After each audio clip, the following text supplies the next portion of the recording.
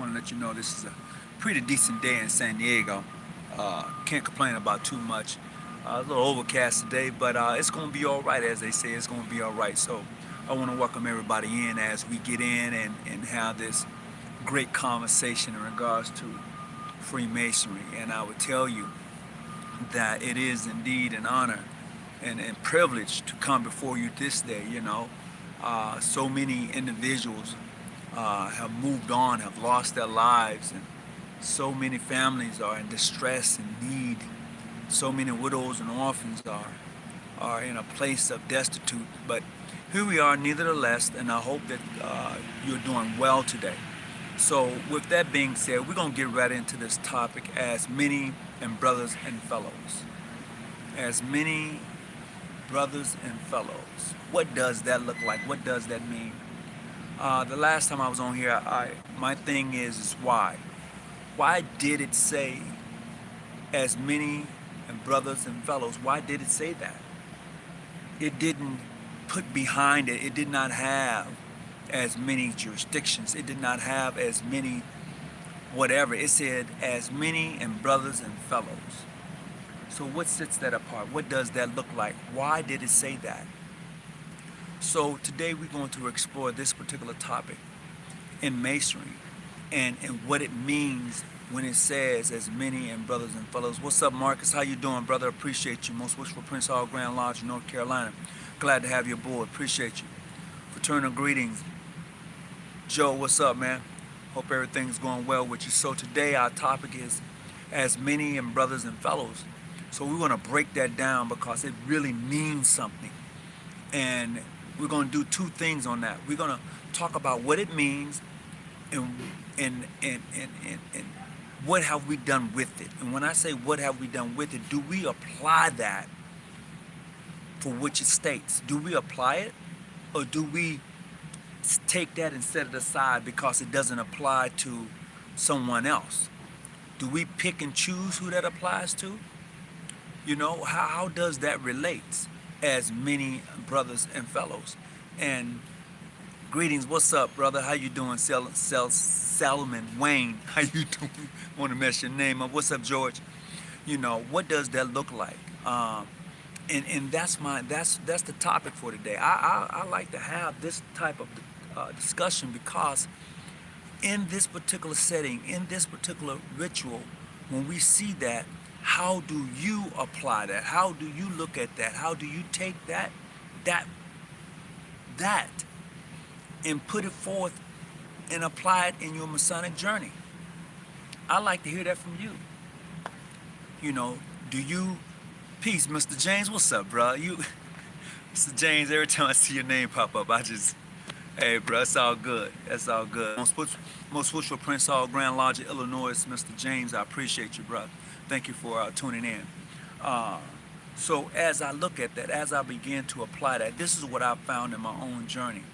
When I begin to apply that text, that statement to the brothers that I come across in my journey as Freemasons, it becomes different. It becomes a different atmosphere. It becomes a different place. This is Brother Morpheus. What's up, Brother Morpheus? How you doing? It becomes different. And what happens is when you are not able to take the smallest thing out of your Masonic rituals, you can apply that. And that is one of the most, I'm looking for a word. Anyway, it's not coming to me. But when I begin to apply this as many and brothers and fellows, when I apply it, this does not just apply to my jurisdiction of brothers. This applies to Freemasonry. Hear me clearly. When I say as many and brothers and fellows, this just doesn't apply to my jurisdiction. It applies to the Fraternal Order or the Society of Freemasonry, period. And the reason it applies as such is because it doesn't put a jurisdiction behind it when it says that in your ritual. It doesn't appeal or apply just to your jurisdiction. It applies to the Society of Freemasonry. What's up, Brother Nico? This is what we have to this is what we have to see and begin to apply to Masonry. The simple things. Not the things that separates us, but the things that bring us together. And I would tell you this, regardless of your Masonic jurisdiction, there are more things within the Masonic institution of Freemasonry that brings us together than separate us. There's only a small amount of things that separates us, and those things were put in place by those who did not want to see us together. It was put in place by those who felt that you was less than. If you don't believe me, you go back and check the history, and then you come and have that conversation with me. Because what I found is that when I began to apply that statement to the Society of Freemasonry, it makes Masonry so much more enjoyable. You know, there was a brother, and if he's on, and if he ever hears this story, he'll know exactly who I'm talking to and talking about, who went through life and found himself in a situation that he shouldn't have been in. But grown folks make grown folks decisions. But once he was out of that situation, he picked up Masonic rituals and he began to read them and applied the philosophy of Masonic rituals that he had read to his life. Then he went and applied with an application to a Grand Lodge of State. They turned him down. He paid his money, application fee, they turned him down. However, there was a Grand Lodge of the ancient free and accepted Mason, accepted him, opened him with welcome arms because they said everybody deserves a second chance. And when they did that, they found that they really discovered a brother, a real brother.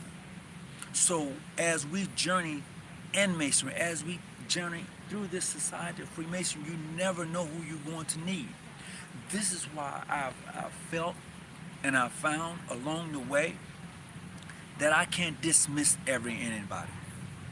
I can't do that. I cannot dismiss brothers that I come across because of some, I don't even know, I can't even find, because of some bullshit that somebody has put in the way that we can't fellowship. I can't dismiss that brother because I've found in my journey that there are some brothers who are not even part of my jurisdiction, who are closer to me, who's willing to assist and aid me along this journey, and some of the ones that are in my very jurisdiction. That's just the way it is in life. So as we journey in this thing called Freemasonry, we must begin to apply as many and brothers and fellows that have come before. And when you begin to apply that, then you can break that down and have a better understanding of the institution. I'm hitting you up later, bruh. Okay, that's fine, that's fine. You know, so as, what that brother say? Somebody says, morning, brother, I'm on Jake. Oh, okay.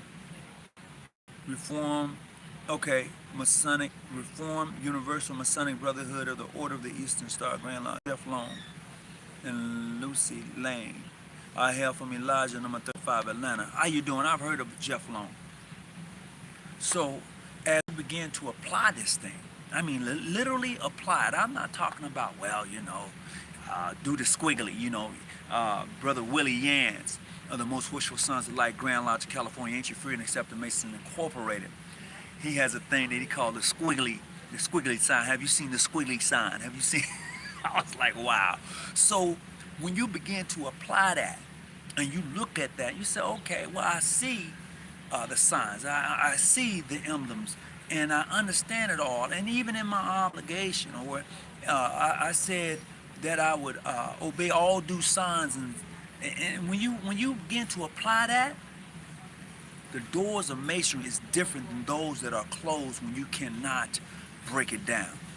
When you begin to apply Masonry literally in the Society of Freemasonry, it's different than applying it when you are guarded by your jurisdictional law. Hear me clearly. Masonry is different when you apply it literally versus when you apply it to your jurisdictional law.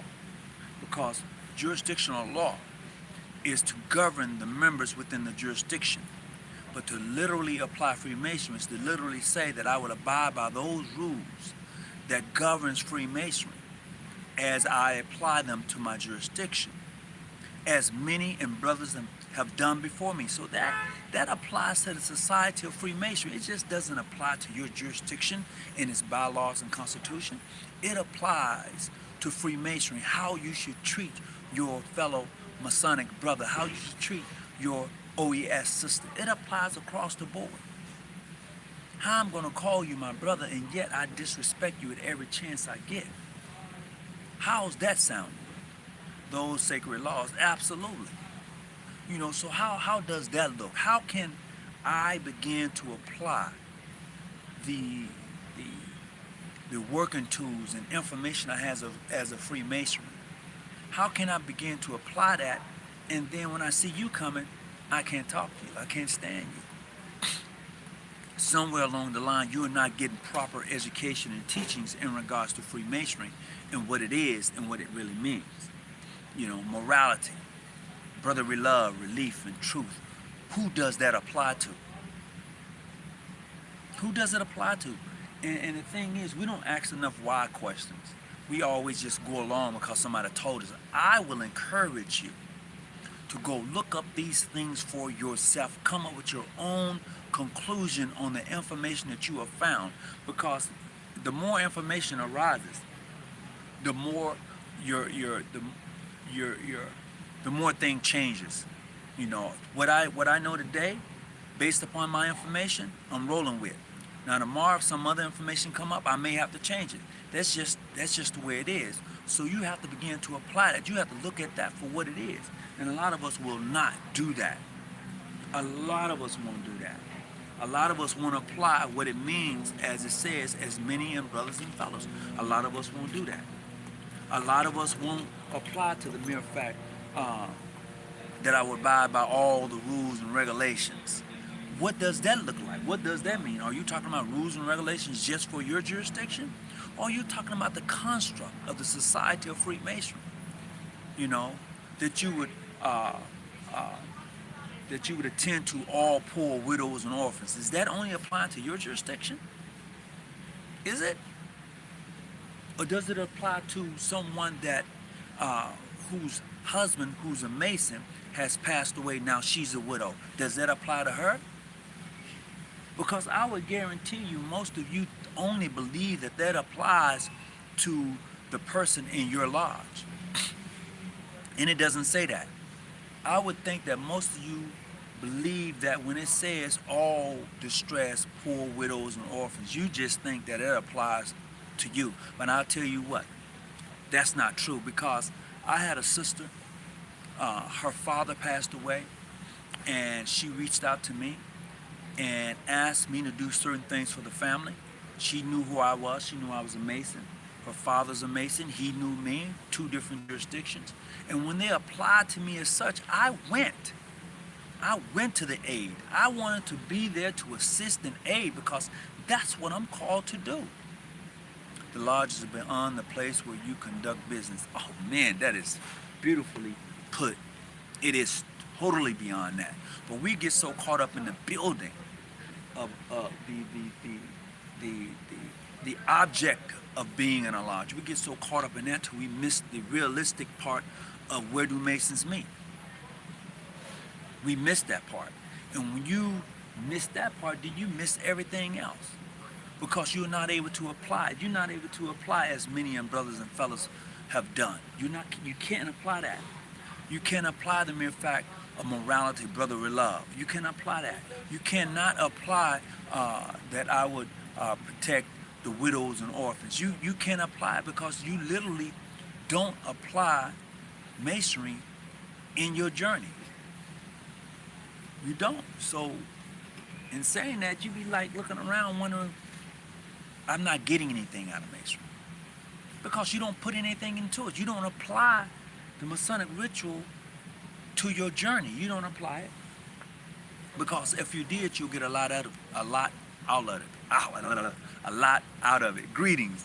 Aloha from Honolulu Lodge. Greetings. I appreciate you.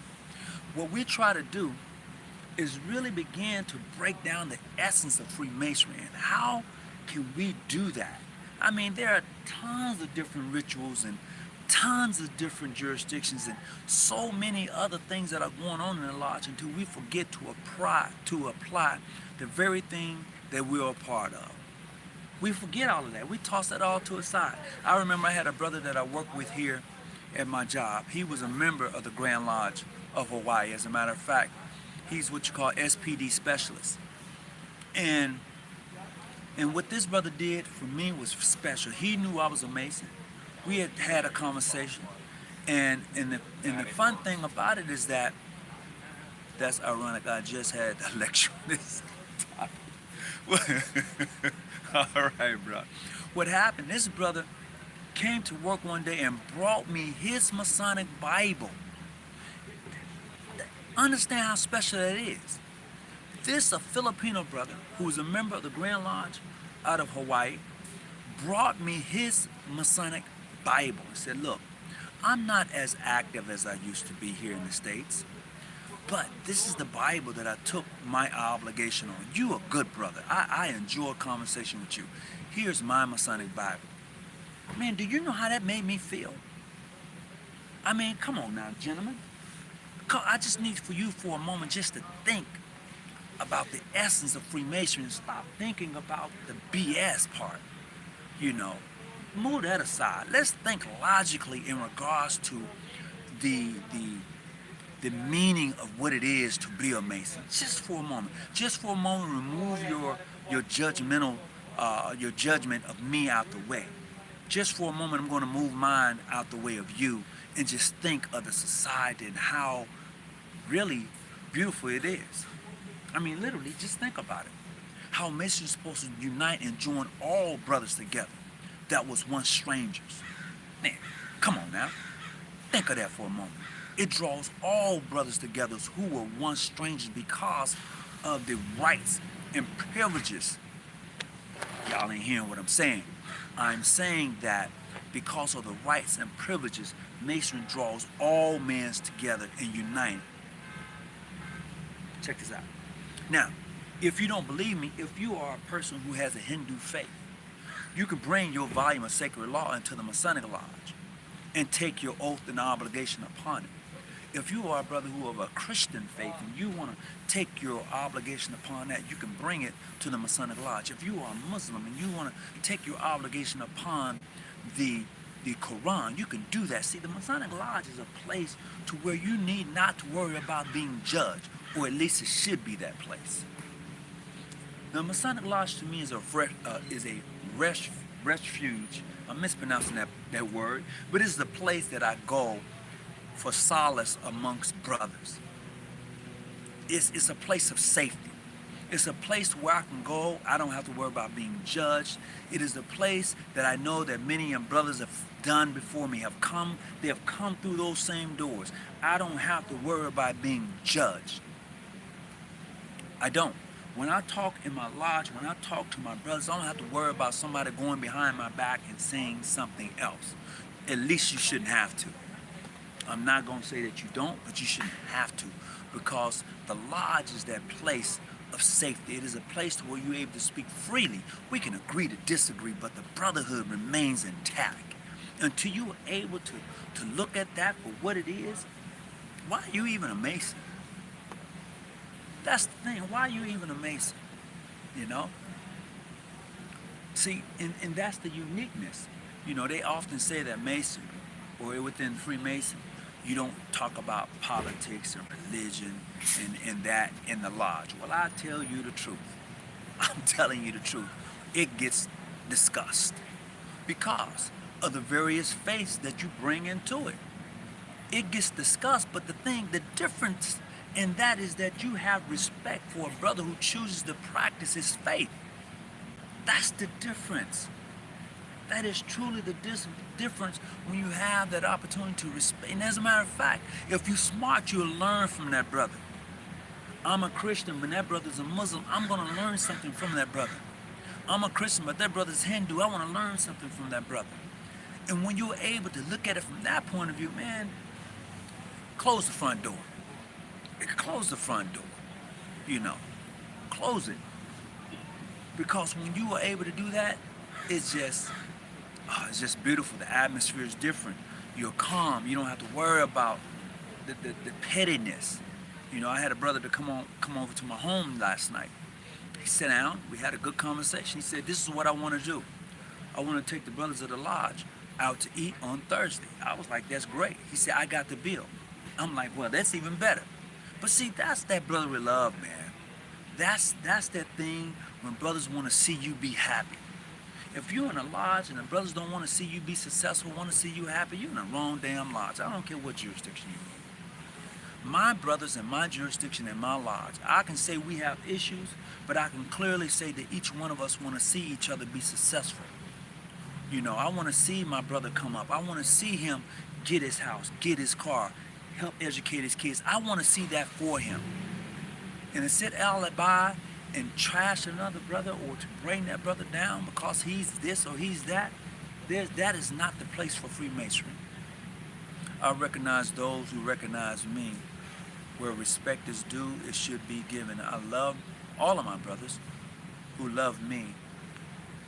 A conversation can be a beautiful experience with the expressions of enlightenment, with enlightening minds. Absolutely. iSun 360. Who no other? What's up? So, greetings, brother Dietrich. How you doing? I appreciate you, brother. So, my journey for me in this thing called Freemasonry is to experience it, to enjoy it, to get everything that Masonry claims that it offers. And Masonry claims it offers a lot. And I want to enjoy it all. From traveling, literally traveling to foreign countries. I want, you know, when you're able to do that, man, literally, I'm talking about literally traveling to foreign countries and receive master wages. Well, what does those master wages look like? It looks like hospitality. Those master wages look like hospitality. See, I've personally been able to travel into foreign countries and sit at the table in lodges and be able to receive those master wages. That's hospitality. Oh, ain't nothing like it. There's nothing like it in the eye of horrors. A math problem. What's going on, bro? How you doing? So this is where we're at, and this is what we have to do and apply. You know, this thing, as many and brothers have done before, it just doesn't apply to your jurisdiction. It applies to the society of Freemasonry until you have found him or them as worthy and well qualified. And that's it. If that brother shows due respect, be able to have that Masonic conversation with you out of public eye, not in front of everybody, not trying to embarrass him, but to have that Masonic conversation and you know him to be such, you have found him worthy and well qualified, man. Quick side note, Brother Tony, I requested you on Facebook, definitely. Okay, all right, Marcus, I'm gonna have to go back and check, okay? That's the way to go. So look, I'm gonna log off today, but I really and truly enjoy each of you when you come in the chat. I do, and I read some of the things, and to my Prince Hall brothers, my Modern Free, and whatever your jurisdiction is, I just want to let you know how much I appreciate you. That's from me to you. I really mean that, because my job as a master mason is to spread the cement of brotherly love.